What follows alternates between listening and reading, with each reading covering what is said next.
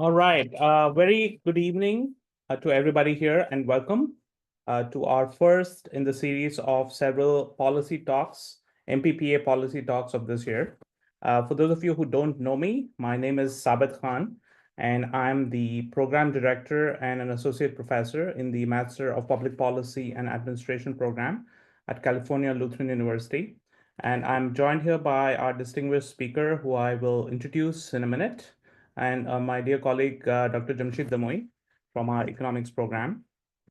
And just to give you a quick overview of the MPPA program, we've been around, for those of you, again, who don't know us, we've been around for over 40 years now in Southern California in the city of Thousand Oaks, serving our state, our community, and the world at large, and have produced several hundred alumni who work across various sectors, various government, nonprofit, and public as well as private agencies in various capacities. And the mission of our program is to produce leaders who are equipped with the analytical tools and real world experience to deal with the challenges and opportunities of policy making and public leadership in ever changing world with various challenges. And today, with that in mind, we have a distinguished speaker, Dr. Eric Griego, who will discuss a key concept in our world, which is that of social solidarity economy. And at a time of great wealth inequities and discontent with inflation, stagnant wages, and general sense of anxiety, which people around the world are feeling for various reasons, we need a creative and innovative ways to think about wealth distribution as much as we focus on production. And with this in mind, Dr. Eric Griego, who is a visiting scholar with the Latin American and Iberian Institute at the University of New Mexico, and also an adjunct professor in the Community and Regional Planning Department and Political Science Department, will speak about his experience as a Fulbright Scholar at the Universitat de Barcelona, where he spent his last year working as a Fulbright Scholar. Prior to that, he was the Associate Chief of Staff for the policy and was also a Director of Outreach and Advocacy to the Mayor of Albuquerque, New Mexico. And his presentation today will focus on SSE and how it functions. So he'll basically present a paper based on his work. And he will also share some insights on how potentially some of those ideas could be applicable in the American context. We also have Dr. Jamshid Damoy, a university professor at Cal Lutheran and a dear colleague of ours. Some of you already know him or have taken classes with him. He has carried out several important studies focused on Ventura County and surrounding counties on various socioeconomic issues, and is a well-known scholar here with a social justice focus. So he will moderate this presentation, offer a summary at the end, and also intervene as needed. A warm welcome to both of you. And before we start, I just want to offer a very brief summary for those of you who are very new to this topic or this area on what is social solidarity economy. So SSE refers to an economic framework that prioritizes social welfare, cooperation, and sustainability over profit maximization. It emphasizes collective ownership, democratic decision-making, and community-driven initiatives, and it includes cooperatives, fair trade organizations, social enterprises, and various forms of businesses that operate ethically and aim to address social, environmental, and economic challenges, fostering inclusive and sustainable development. With this, let me hand it over to Dr. Griego, who will speak for about 25 to 30 minutes, followed by a summary by Dr. Damoy, and then we open it up for Q&A, and hoping to wrap up by around 6:30. Dr. Griego, floor is yours. Thank you, Dr. Khan, for the great invitation, and Cal Lutheran for the opportunity to spend some time with you. Looking forward to hearing your perspectives on what I think is a good model that perhaps we can learn from here in the U.S., but certainly is held out as a model of not just social and solidarity economy, but I'm a public policy instructor, and my research is around policy change as well. So how do we, when you do have a good policy that we'll be talking about tonight, how do you sustain it? How do you, so I'll be talking a little bit about policy resiliency, which is one of the frameworks that I like to use to study this issue. So I'm going to share my screen, and hopefully it will work. You never know. There you go. So I'm going to start from the Can you all see that okay? Great. All right, well, thanks again, and welcome to everybody. We'll have some Q&As at the end, but I think there's also a function you can ask some questions that we'll try to take later. And I know Dr. Khan and Dr. Demouy and Rosa will also help facilitate those. So the social and solidarity economy lessons from Barcelona. This is based on, as Dr. Khan said, a year trying to learn as much as possible about this pretty innovative, not new, but certainly innovative policy that has taken root in Barcelona. Just my affiliation while I was there was with an interdisciplinary research center called the Creativity, Innovation, and Urban Transformation Center, and at the University of Barcelona. And I'm, as Dr. Khan said, I'm affiliated here with the Latin American and Iberian Institute at the University of New Mexico. So first question is why Barcelona? If as you study the social and solidarity economy, but also you study policy resiliency, why Barcelona? I'll talk a little bit about that. Dr. Khan gave a good definition, and there are several of them, and there's another one that I really liked from the city of Barcelona that I think is pretty on point with in terms of the focus of tonight's presentation. I'm a political scientist by training, so I have to get into a little political history because it definitely frames the economic development path that Barcelona's taken. So I hope you'll bear with me if you're not a politics person, but I do think the political context is very, very important. And then, a couple of the theories and frameworks that I use to sort of situate the research in Barcelona, which is this idea of policy and institutional resilience. How do you, when you actually institute a policy like this, how does it weather the storms of politics and ideological changes, but also changes in public opinion and so on. And a key component of that, which we hope to draw some lessons from, is the community power and social capital, how the role of community in not just sustaining this model, but in economic development policy generally. And the other important framework, if you've studied public policy or political science or sociology, is elite theory is very important to the context, because I chose to talk to very much policy elites. I talked to people in the field, but I also talked to decision makers and people who influence policy, because that's very much a stream of research that I've been very interested in terms of how these decisions are made and changed. And I'll talk a little bit about the research question and the design methodology, so you get a sense of what I was trying to do with there, and then hopefully some results and lessons for us here in the US.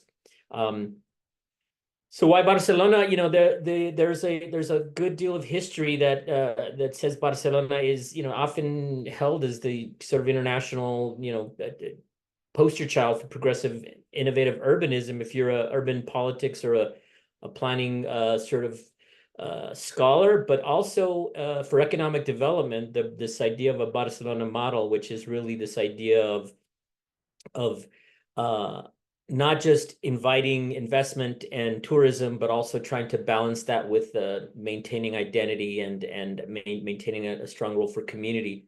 Obviously, that's there are different views on that. We'll talk about some of those, but the Barcelona model has been around for quite a while, and some cities have really tried to emulate it. We'll talk about that.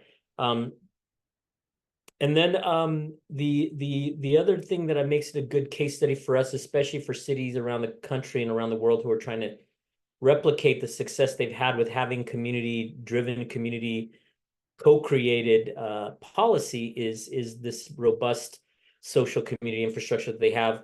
Some of that, can be attributed to a long culture in Catalonia and Barcelona of this kind of shared struggle that they've had as a community, but there also are some institutional decisions they've made to just sort of really make a community at the neighborhood level, at the community level, really a central part of policy making, which is one of the things I found fascinating about their model. And then, of course, as I said, the politics really play a huge role in this. We're facing an election soon in the US, not just at the highest level, but it's going to trickle down all the way to local elections, and it really does affect how cities and states choose their policy path with respect to how they manage sustainability, how they manage economic development and growth in their own jurisdiction. So the definition that the city of Barcelona used is which I really like. There's several of them out there. The several international institutions and the one that Dr. Khan read are inclusive. There's you can read it. There's a set of formal or informal socioeconomic measures which may be individual or collective that put satisfying people's needs before profit. They are also independent from public authorities, guided by values such as equity, solidarity, sustainability, participation, inclusion, and a commitment to the community. They're also promoters of social change. I think it's notable that this is coming actually from the city. So this is a you know a political entity that's public and not an advocacy group. So I think that's a pretty strong commitment to a different way of doing economic development and running a local economy. See if I can get to the next slide here. There we go. So just more familiar for those who aren't as familiar with social and solidarity economy entities. The most common example is cooperatives, worker-owned cooperatives, where they're the principles of economic democracy and really shared decision-making, shared profits, shared responsibility, shared ownership is really key. We have some in the US. Obviously, we have some various levels of cooperative entities, but these are really worker-owned cooperatives. And in Barcelona in particular, we'll talk about the numbers, but it's very flourishing cooperative sector. But also other entities, as Dr. Khan mentioned before, too, mutual benefit societies, lots of associations, including charities, foundations, social enterprises. So it's a broad kind of marriage of what is often used in the literature is social economy and solidarity economy, this idea of bringing the two strings together. For a quick kind of a political history, because I do think it's important, and those of you know a little bit about Spanish history is they're a new democracy, only 50 years really that they've been sort of operating with local elected officials and provincial and regional and even national elections that were really we consider broadly democratic. So for the longest time, Barcelona has been led by sort of center-left, the Socialist Party of Catalonia, the PSC. But there's an important exception, which really was sort of how the social and solidarity economy in Barcelona in particular became prominent, not just in Spain, but in Europe and around the world as a model of really a different way to do economic development, sustainability, and growth. And that was the election of a pretty renowned housing activist, Ada Colau, who was elected in 2015 and served 2 terms, and then succeeded a much more pro-development mayor, Xavier Trias, who was more of a pro-development centrist. Also ran for mayor. We'll talk about that. Probably the most consequential mayor in terms of Barcelona's economic development path was certainly in the post-Franco era was Pascual Maragall, who served almost 15 years. But the most important thing that he's known for is he's the man who brought the Barcelona Olympics, the 1992 Olympics to Barcelona, which was absolutely consequential for the city and really changed their path. Most scholars believe that was really, not that it's, if you've been following the news of tourism in Barcelona, not that there's no turning back, but it certainly launched them on a very different path that we can talk about whether there can be some course corrections and whether community could be brought to bear in that conversation. But certainly that was a major turning point in the development of the economy and tourism, and certainly the role of community in that back in the 90s. Just quick update. This is just so there've been some other mayors. As I said, Xavier Trias was moving into the city much more to pro-tourism, sort of not the traditional economic development. He's not an opponent of social and solidarity economy, but he certainly hasn't been a champion of it. And then more recently in the last election, which is one of the sort of kind of a mini natural experiment in this research, which is what happens when there's a change of party in leadership, which happened in the last election.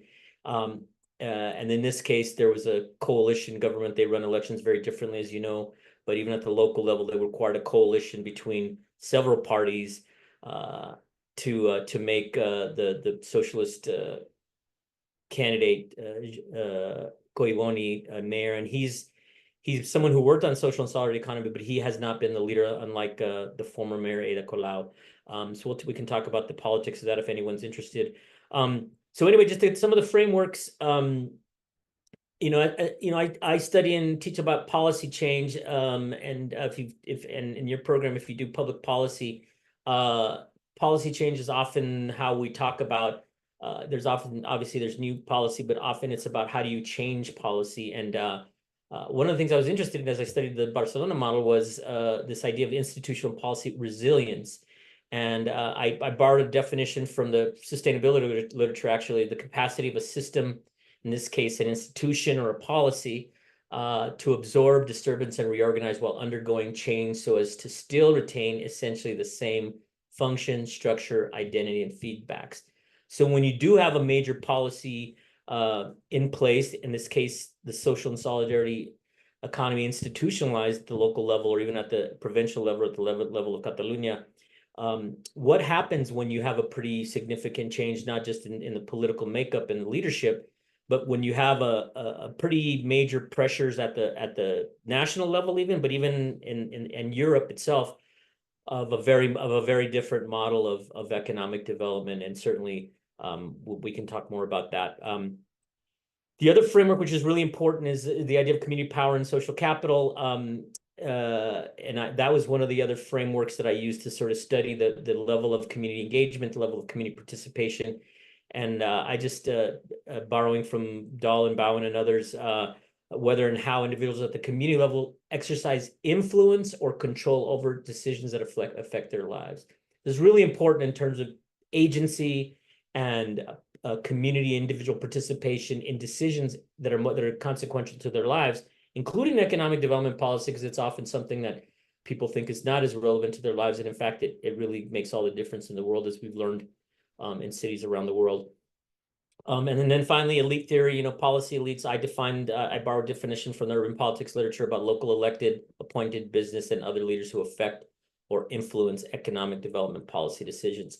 That was the group I really focused on in this research, because that's where my own interest lies in. How do local policy elites, not just elected officials, but senior technocrats, bureaucrats, government officials, perpetuate change, enable policies that have been made that are like the social and solidarity economy, that are really consequential to a city or a country's or a state's economic development path.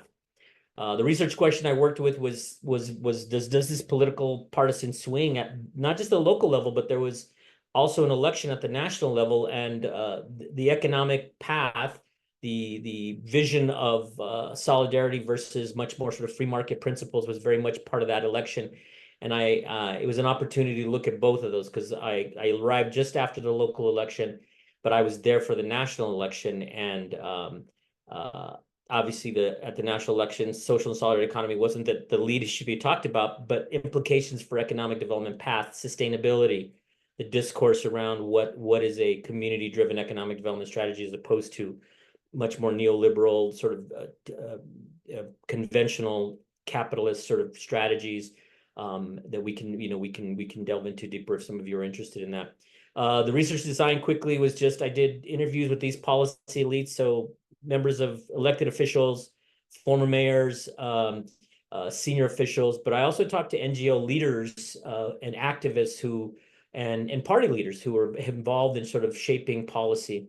I also spent a lot of time in public meetings and in community, in some conferences that the sector had, but also some other sort of economic development groups. And then, of course, paid a few visits to these actual entities, worker cooperatives, the coalitions that are working around the solidarity economy. And there's lots of media review and key documents at the local level. So the key kind of instrument for policy was an agreement that was sort of a plan, and it was ESS, is the Economía Solidaria, Social y Solidaria of Barcelona, BCN 2030. So this was their plan which is very much institutionalized. One of the things I was really interested in is how do you institutionalize a policy so regardless of political change, that looking forward, the jurisdiction, in this case, Barcelona, was not, it was not going to be an easy thing to change, or that was not really fleshed out. Because if you, whether it's where you've studied public policy or management, you know, the budget, the institution, the capacity of an organization to continue a policy is really, really important. So this policy was really important. It really not just made this very this commitment in terms of legislative commitment at the local level, but also a budget and a staff and an office and a very public-facing objective to lean into not just the growth, but the sustainability, institutional sustainability of this idea of a social and solidarity economy from the city of Barcelona. So their goals were to increase its weight in the city's economy. It's a very small part of the economy, but it has been growing. To try to raise the visibility sort of as a public issue, maybe so that more of the leadership in the community knew what it was, because many people, you know, around the world in many cities don't know what it is. And a key part of, you know, this policy resilience question is creating structures that strengthen it. And those aren't just within government, it's without, right? You know, how do you foster an ecosystem of institutions, NGOs, academic institutions, third sector institutions that really can perpetuate this model, and that it won't change because of changes in political leadership. And then they were the plan also was very much committed to making sure all parts of the city, not just the tourist areas, not just the wealthy areas, if they all had a plan that was specific to their neighborhood or their district. That was a really important part of the strategy, which I think has been implemented well. And then the probably for me the most interesting thing is this idea of co-production of public policies. My own doctoral work and my own professional applied work has been really, how do you get a seat for community at the table in public policy making, regardless of the policy, but with respect to this policy, not just the sort of paying lip service to, but really how do you create a real serious place for a community voice and policies that affect them, and that much in the generation of the social and solidarity economy goals and strategies, there was very much pretty good evidence that was the case, that there was a seat for community at the table. Just to give you an overview of kind of what the sector looked like and how successful it's been, in Barcelona, there's about over 1,100 cooperatives distributed throughout the city. That's from the city. Just to give you an idea that I don't know what the current numbers are, but I don't think there are certainly worker-owned cooperatives. There aren't that number in the entire United States.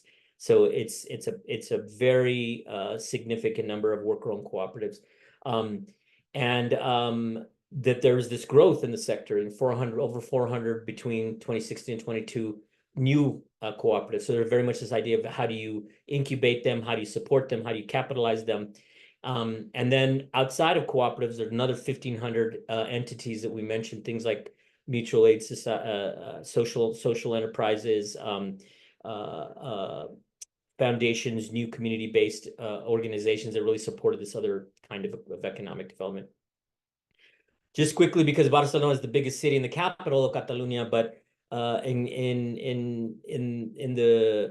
the Catalan region, there's several sorts of there's a pretty robust social and solidarity economy sector. Most of them are cooperatives, but there's also a ton of associations. That was a big thing of supporting either sectoral associations or just associations committing to supporting the solidarity economy. They're in every sector you can imagine. Here's just a list of some of the sectors in Catalonia. This includes Barcelona, by the way. This is throughout the whole region.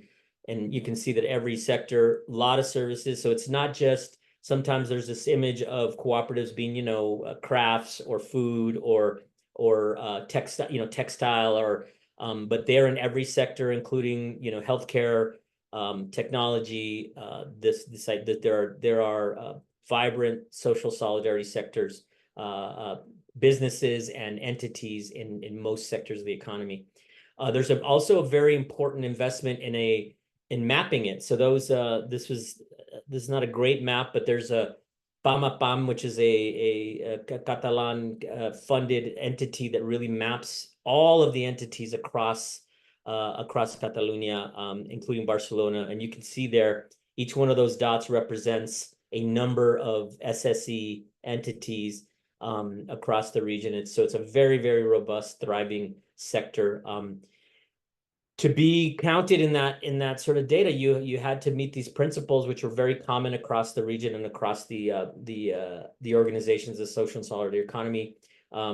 First and foremost, this idea of internal democracy, meaning workers are part of the decision making. They take the risk, but they also share the benefits, and they're involved in the management and of the entity, which is really important.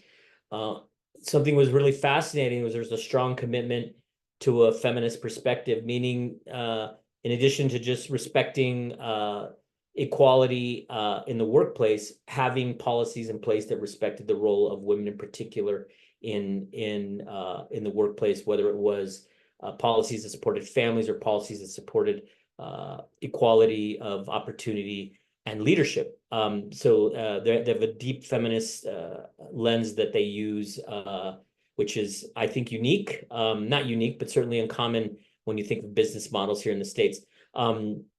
Obviously, if they're committed to these principles, working conditions were key, things like wages, benefits, time off for families, and so on.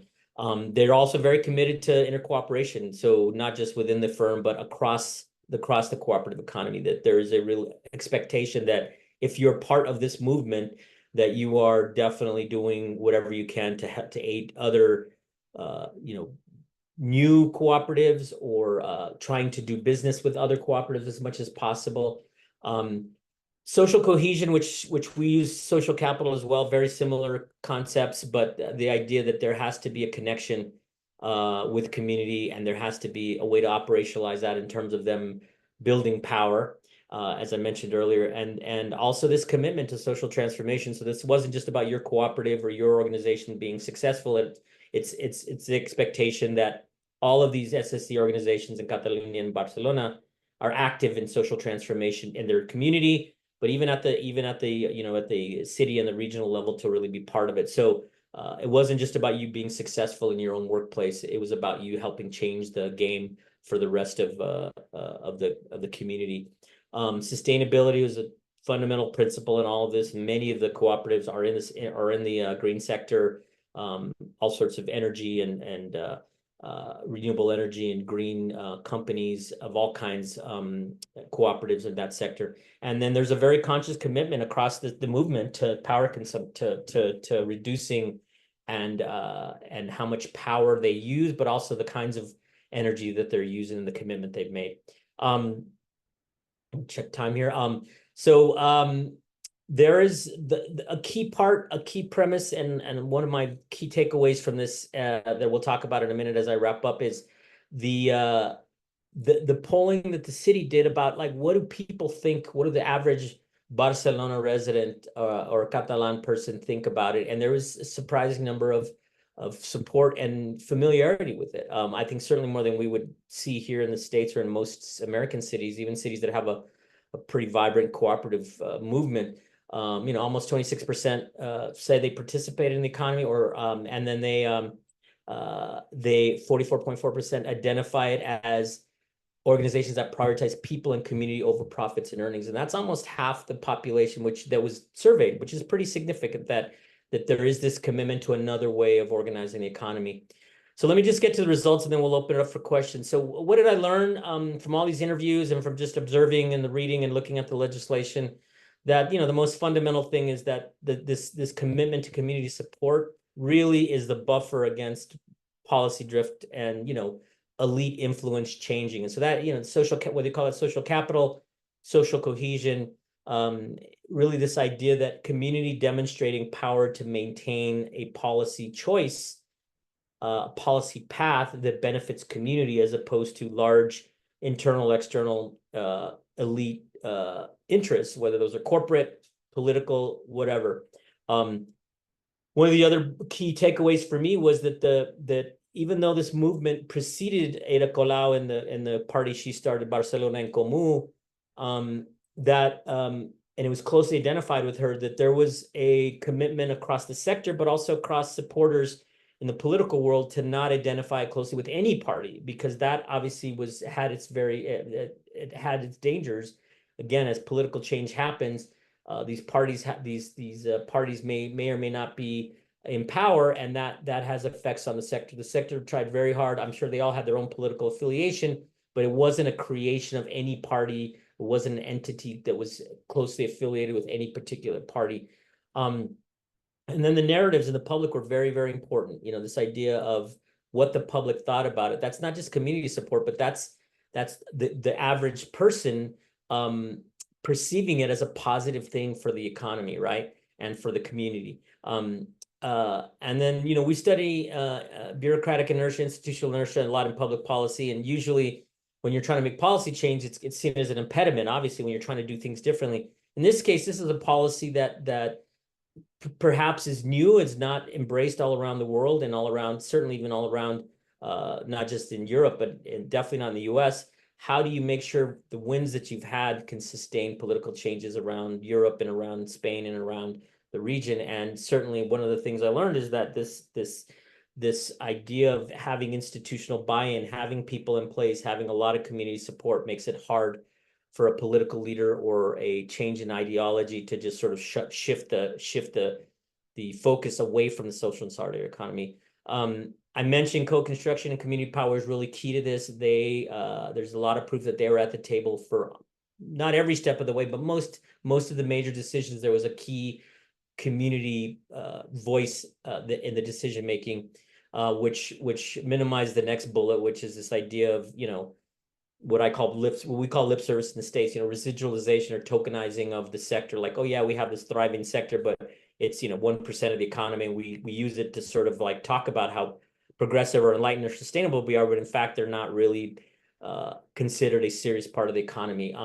And then other last two lessons from a lot of this work there in the time that I was there is that there was a surprising, there wasn't competition, but there wasn't as much solidarity with the labor movement as I thought there would be. Certainly in some of the economic development history in the US, the labor movement has been right in the center of it, and that was less the case in the social and solidarity economy.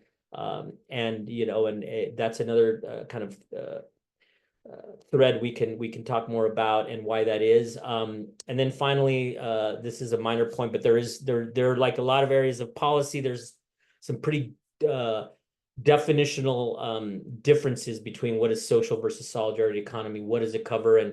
And there was definitely people talking about it in very distinct ways, which sort of argues for a much more accepted definition of what we're talking about here. Just to give you a few quotes, and then we can open it up to questions and certainly a summary. On this idea of, you know, marginalizing this as a model, this is a political person who said, we believe the practices of the social and solidarity economy are good for society. As they're good for society, we're not going to leave them in a ghetto only for the motivated. So this is the idea that it's got to be community wide, and it can't be a creature of only a certain political party or a certain part of the city or a certain ideology.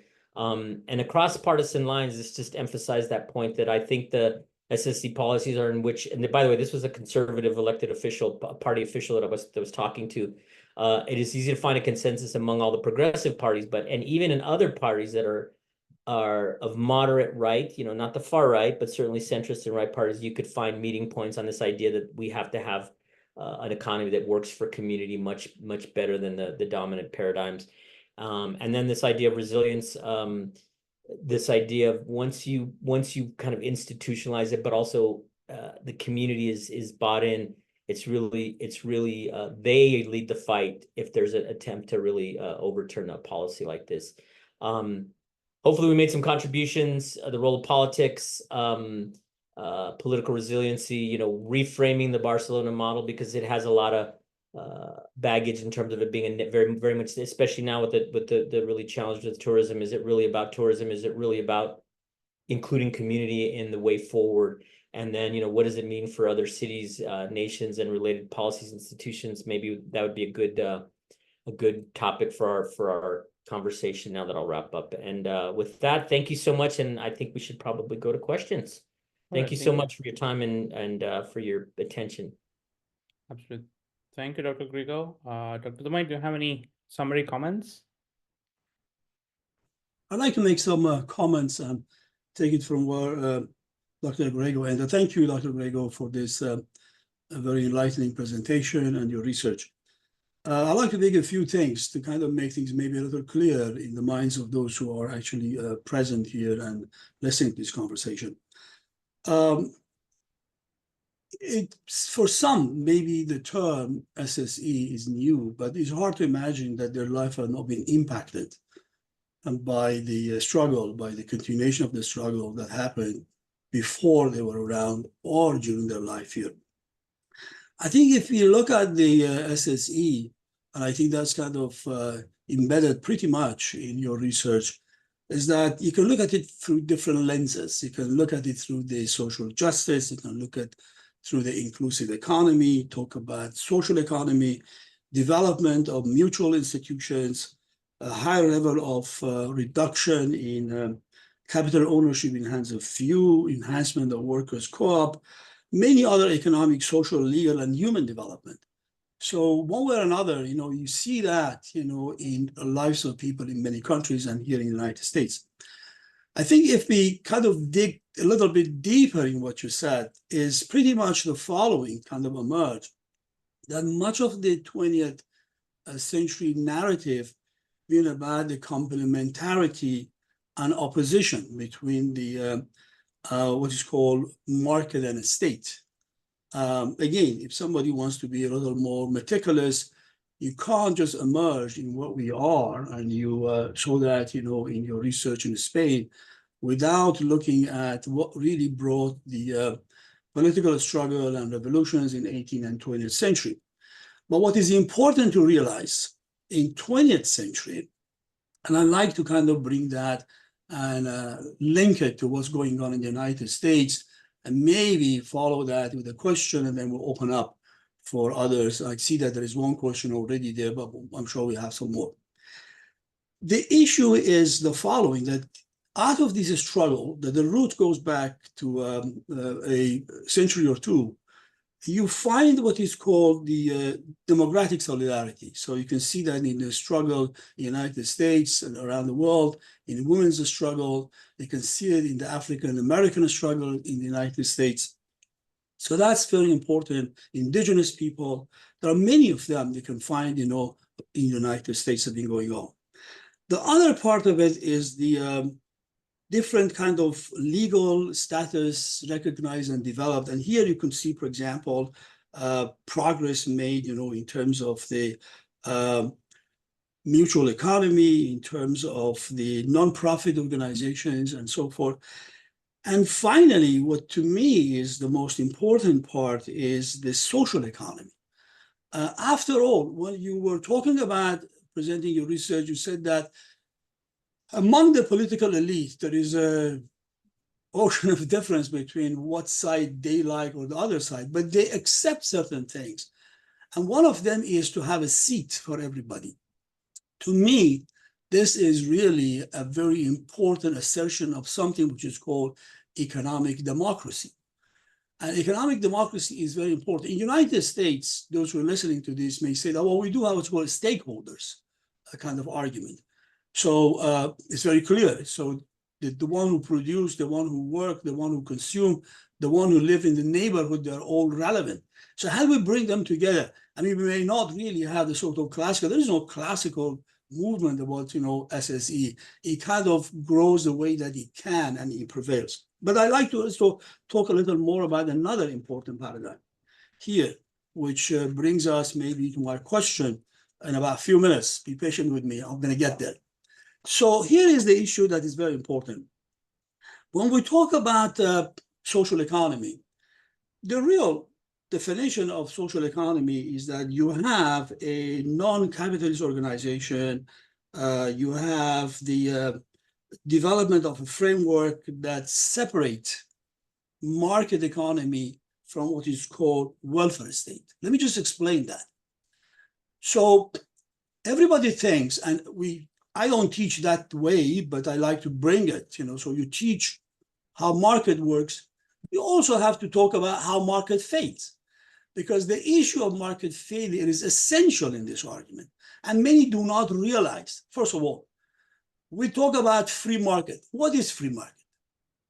Really, what is it? I never found for my life one market which has the classical definition of free market. There is no free market. So what do we have? We have a market that works on certain principles but fail. For example, we regulate that. We put disclosure. We put institutions that support that. We brings regulation, other things. If you think these are superficial, wrong, because some people do, then you have to define what exactly free market is. Another essential issue, which is really important, I'm going to go back to that, the social economy a little further.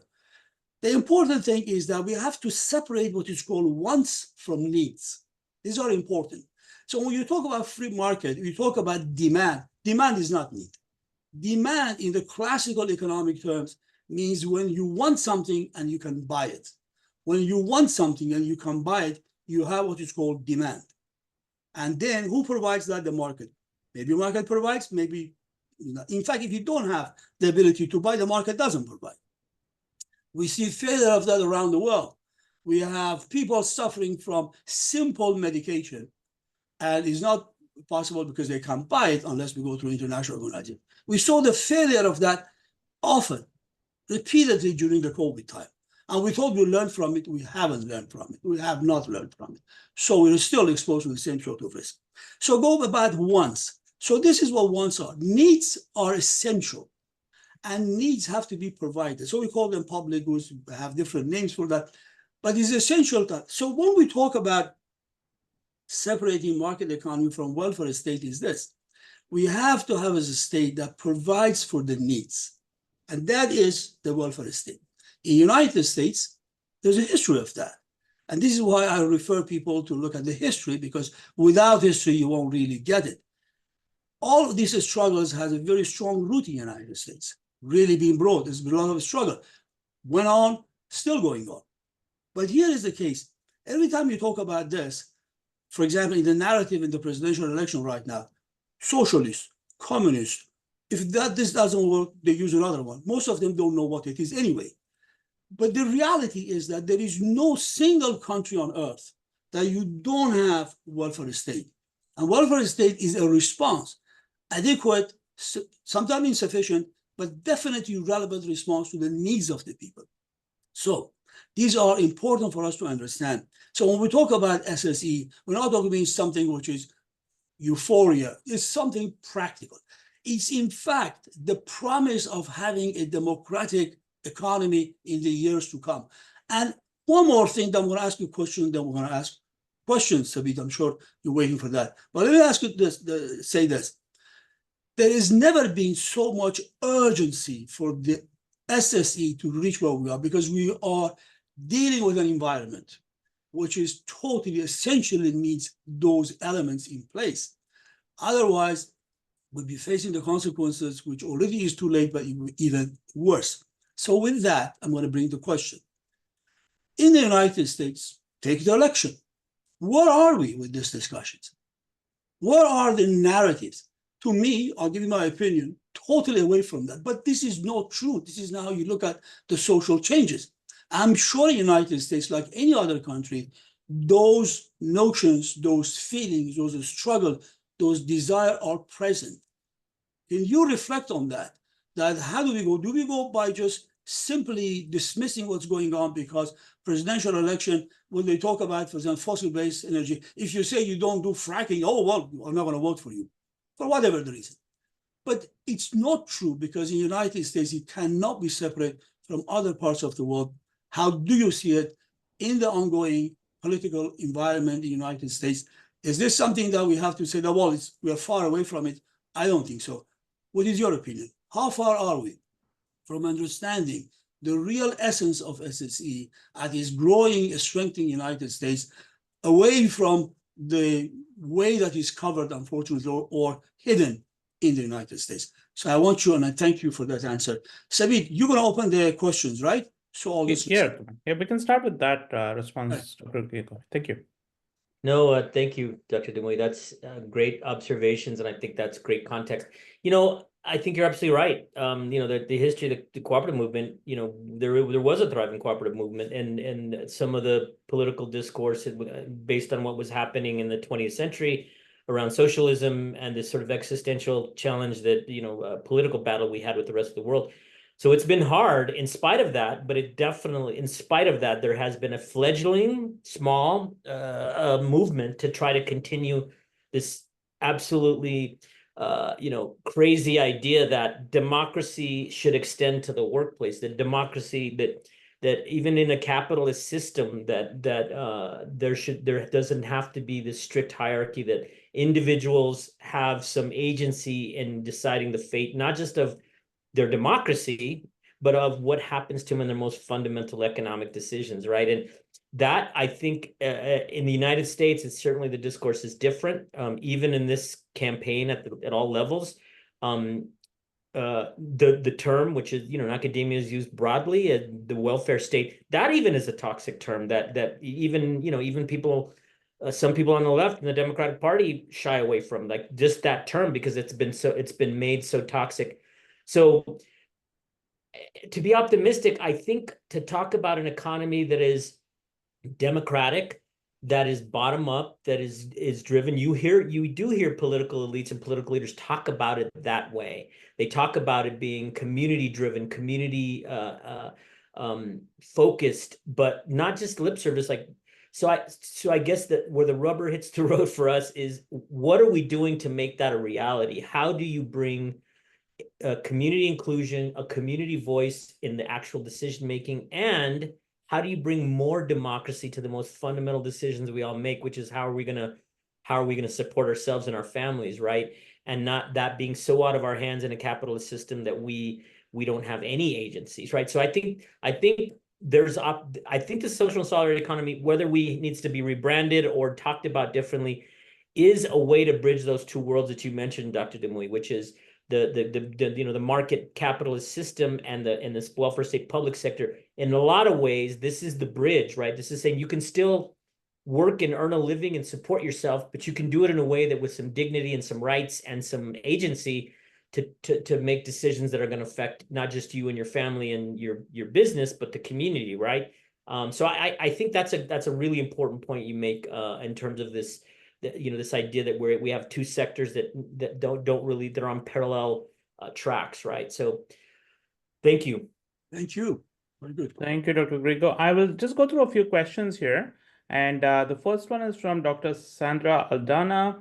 And she asks, how are you distinguishing charities from foundations? You can take that question as it is, or you might take your interpretation of the question as you read it in the American context. Yeah, I mean, I think in the U.S. context, I think it's a scale issue, right? If you study foundations, they tend to be, larger, often come out of capitalist wealth. The biggest foundations in the U.S. certainly are people who did very well under a capitalist system and have now have an endowment, but that's the bulk of them, but that's not all of them. I think charities can be much more faith-based, smaller, community-led. So I think it's a question of organization and scale. As I understand it, there may be more nuance there, but I think it's just they're just categories, and it relates to where the money comes from, and the scale probably is what I would say. Absolutely. Thank you. Follow-up question from Jesse Soporito in terms of any demographics of those who participate in the SSE. And also, we did in one of my classes, we did talk about participatory budgeting, which I'm sure you're familiar with. So this idea, as some of you may know on this webinar, emerged from Brazil, but has become quite popular around the world. So if you could address both those questions in the context of as it applies to Barcelona in terms of demographics, that'd be great. Yeah, that's a great question. Thank you, Jesse. Some of they definitely are much more, I would say, if there was any skewing in terms of just my observations, there were definitely more demographically younger people who were perhaps not embracing the current model and knowing that it was problematic for them personally in their own aspirations, but also how it's working for community. Much more immigrant friendly. A couple of the sessions I participated in had to be held in 2 or 3 languages, because there were a lot of not just Catalan Spanish speakers, but French speakers. One of the cooperatives, actually, Dr. Khan and I visited, was a Senegalese cooperative, which was doing amazing work to try to lift up that community, which is in many ways had been excluded from the formal economy. So higher levels of immigrants for sure. There's definitely, and I think it skews, to be fair, it skews much more progressive or left. And I would say observation, I don't have hard data on this, but demographically much more better representative in terms of women in leadership roles. That might be that commitment to feminism, but also just the model of much more democratic leadership, which leads to a much more equitable distribution of power at the workplace, right? So many more women involved in cooperatives and running, and also the associations. Most of the associations I talked to were led by women. So, and yes, and I think participatory budgeting is a great example of an SSC model. I mean, it would be, I think it's exactly that. How do you bring community in a real way into the discussion of policy? And budgeting, as we always say, is the ultimate form of public policy. Like, it's how you spend your resources. What do you prioritize? You can talk about all sorts of things, but where are you allocating your dollars? And so I think it's a great, hopeful example of maybe there being an appetite in the US for this model of community being much more involved in policy making, including the most fundamental, which is budgeting, how we spend our money as taxpayers. Absolutely. No, thank you. I did want to share the website of Coopolis. That's the other cooperative that me and Eric ended up spending. So we spent about half a day exploring these 2 cooperatives. I'm eternally grateful to him for that. We kind of just went on a whim and saw these and met some people. A really, really cool experience. Very educational for me personally. We have a question from Miguel Perez saying, can you expand on the city mayor or city manager form of government you saw? So are the structures similar, you think, in Barcelona? And how different are commissions or bodies at the local level in terms of the governance structures? Very different. Great question, Miguel. And as a political hack, it's very parliamentary. So you have to have it's essentially a parliamentary system at the local level. So the majority of the legislators, the city councilors in this case, pick the mayor. It's the leader, and that can be good. It requires some coalition building, but it also means you can move policy. I don't know what politics are like in California, but in my city, it's very difficult to get things done because of separation of powers issues and power and control issues. But not a powerful city manager type model. It really was run by this coalition. So it really called for much more cooperation among the parties who were governing, and that's why this idea of Mayor Koyvani, the new mayor, who's in a different party than the previous mayor who started this, to try to kind of keep this policy going is really important. And the power centers are different. Yeah, they're very powerful senior, appointed and kind of career officials, and they're powerful. I would say there are definitely some power centers, but my sense was the power lied, and it's, by the way, it's all, the scale is huge too. There was 41 councilors in the city of Barcelona, which is, I think, might be of the scale of some bigger cities in the US, maybe New York and Chicago, but much larger kind of legislative body with a kind of a coalition parliamentary system. So hopefully that got to your question. Thank you. Thank you. We do have a few minutes left, so I'll power through some of the remaining questions. Javier Mazas asks, do we have any information regarding statistics in crime, homelessness, and poverty in Barcelona compared to US cities? Yep. Yeah, I did a presentation for sociology sort of mini conference there, and comparing my city, Albuquerque, which I think we skew a little bit higher than the national average on some of these issues, but certainly very, very similar to a lot of medium to large American cities. And pretty much every indicator, Barcelona had a much more violent crime is almost I'm gonna say non-existent, but nowhere near the scale that we have in most major American cities. Homelessness, there is some less visible. They've made policy decisions very specific around social housing, so very different housing policies. There's significant poverty in Barcelona. I think just it manifests itself very different than here. It's not as visible in the sense that people are on the street, or there's this sort of really destitution that we see in a lot of American cities, including mine. But there is a culture of cooperation, especially in immigrant communities. So you have much more shared housing, much more shared models in terms of cooperative housing, much more of a history of families living in smaller spaces together to overcome some of the housing, which is one of the biggest drivers of poverty in not just in Barcelona, but in many European cities and many American cities. Housing is becoming the main driver of poverty, right? The lack of housing or lack of affordable housing. Thank you. So the questions just keep coming in. So I'll start combining questions to look for themes here. So let's talk. I'm combining Dr. Aldana and Adam Vega's questions in terms of operationalization of these policies, as well as any regulatory processes that you've seen. How are they different or similar to the American model? I think there are positive aspects to this increasing. I'm very encouraged, for example, by the Inflation Reduction Act requiring projects that get federal funding for green projects, for solar projects, for example, requiring a community benefits plan, for example. There are other models at the federal level and certainly at the local and state level that require for funding, for approval, that there is a conscious, intentional effort to engage community.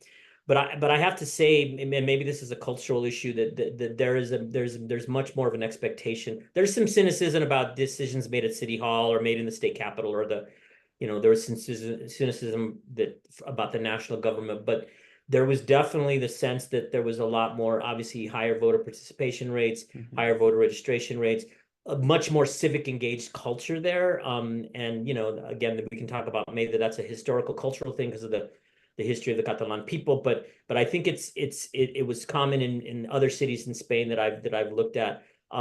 So nowhere near. I think there's some encouraging examples in the U.S. in terms of calling for much more community engagement, community participation, but I don't think we're anywhere near. And the Barcelona model really was about inviting the world to discover and invest and come to Barcelona. And I think now they're having some regrets. But I was trying to reframe it, this is very ambitious and very presumptuous of me to say that the Barcelona model can also say you need to have a real serious role for community voice in all decisions that are made, even at the most local level in terms of public policy and economic development policy. I'm hoping that's what the model will be. The story of Barcelona won't be just opening the city to the Olympics and being overrun by tourism and investment, but instead that they also tried to balance it with a really robust community engagement process. Absolutely. Thank you. Absolutely. Thank you. Let's make this perhaps the last question. In terms of finding a common ground or finding a voice in the divided political scenario, could you think of one policy issue or area where SSC sort of model could actually work, given how divided we are as a state, as a city, or even as a country at large? I'm always struck by despite the rhetoric around small businesses being the backbone and entrepreneurs being the backbone of the American economy, that there still is this bias in terms of political power to large corporate entities. I teach a class in economic development, and the amount of money and incentives and emphasis that goes into luring and subsidizing major corporate entities across the economy, right?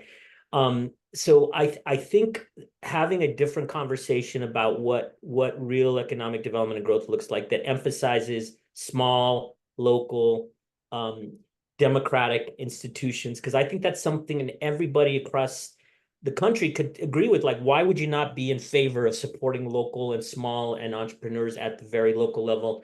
And if we just shifted 10% of the amount of money we give to major corporations in terms of incentives or other tax breaks and so on, and shifted that into building this local economy, it would be transformational. And so maybe that's something we can all in our communities sort of argue for. We need a different way to do the economy that's small, that's local, that's democratic, that represents our values as Americans, which is independence, but the freedom to succeed at the most local level and invest in your own community where you live, right? And maybe that's the place. And absolutely, that's a pretty optimistic note to end this conversation on. Do either yourself or Dr. Damo, you have any concluding 30-second remarks? I think Dr. Griego finished on a very positive note. I'm so glad that you had these questions to reflect on what's going on in the United States, because it's important for us to understand SSE not just by acronym, but exactly movement of people towards reaching state that we have participation of everybody around the table. That is economic democracy that we really strive for. And thank you, Sabit, for bringing this about. Thank you, Eric, for being here. It was wonderful to be with you. And a lot of other our friends and colleagues and students. Thank Absolutely. you. Thank you. Thank you all. Thank you, Dr. Griego. Thank you, Rosie. We hope to see you in our next policy talk. And for those who are new to us, please follow us on LinkedIn or stay connected, and hope to see some of you in our classes. If you'd like to learn more about our program, get in touch with me or any of our students or colleagues on this call. And in the meanwhile, enjoy your evening. Take care of yourselves, and bye for now. Thank you. Thank you, guys. Bye-bye.